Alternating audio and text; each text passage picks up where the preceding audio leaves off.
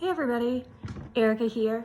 With Thanksgiving coming up, I wanted to talk to you guys today about how you can prepare your little ones for traveling or for having people traveling to your house and staying at your house.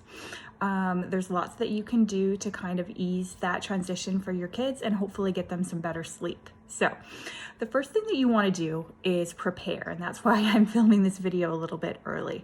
So prepare. One thing that you can do is talk with your kids about what your plans are. Either that someone's coming to visit them or that you're going to be driving and staying at Nana and Papa's house. The key to having little kids understand something is a lot of repetition. So you really can't overdo it. If you bring it up quite a bit, talk about, where they're going to be sleeping, what it's going to be like, things like that. That's going to really help them with being less surprised about that transition. They'll be like, oh yeah, my mom and dad said that I was going to be sleeping in a different room while I was here, or that the room was going to be this color, things like that. Just really start to prepare them. Another thing you can do, if you're going to be traveling and bringing your pack and play with you, you can actually set that up a couple of nights early next to their usual bed, and then put their blankets in there, their stuffed animals, and give that bed a test drive for a couple of nights in a location where they are comfortable sleeping already. So what that's going to do is make that transition less abrupt for them and help them get used to that new bed in a place where it's a little bit less new.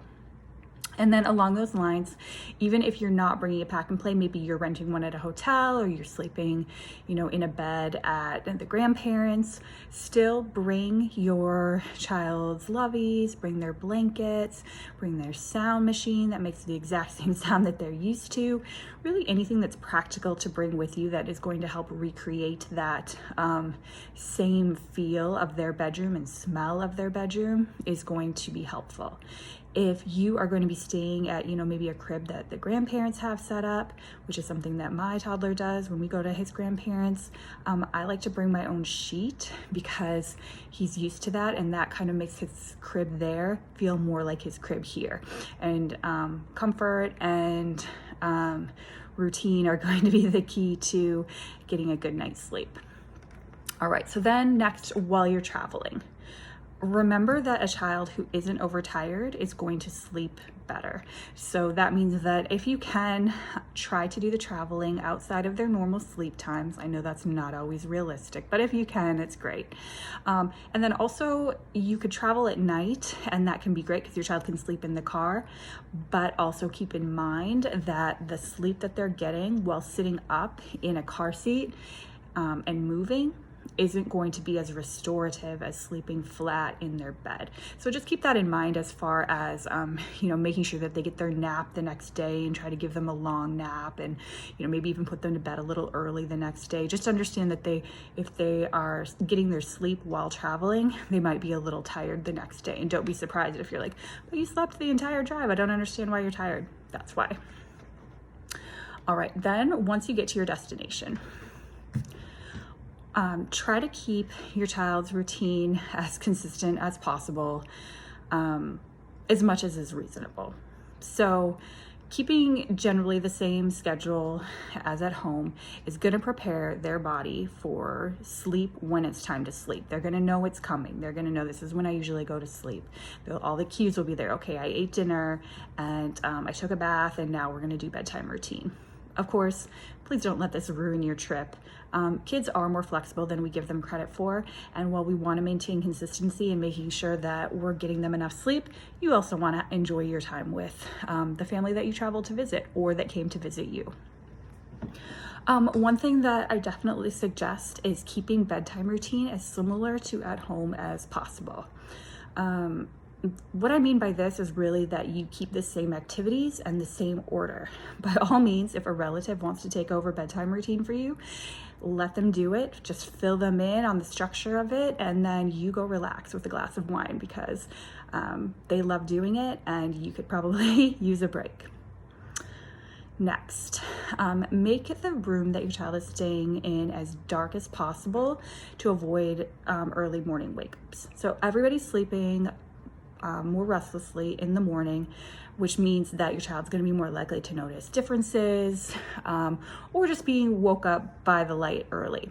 So if you want to get as much sleep as possible while on this trip, black out that room. There are some really great portable blackout shades on Amazon that have little suction cups and fold up nice and small. I may or may not have one and travel with it. Another thing that we also have done is purchase a blackout pack and play cover for my child's pack and play. And we actually didn't do that right away, but we did that when we went on a recent trip where our child was going to be sleeping in the same room as us, because we wanted to get some adult time.